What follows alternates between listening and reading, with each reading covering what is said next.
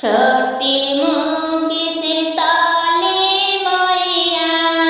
साँचवा के ढारल हो कि विश्राम हो कर सुना मैया अड़हुल के गठिया हो विश्राम हो कर सुना छोटी मूंगी सीताली मैया साँचवा के ढार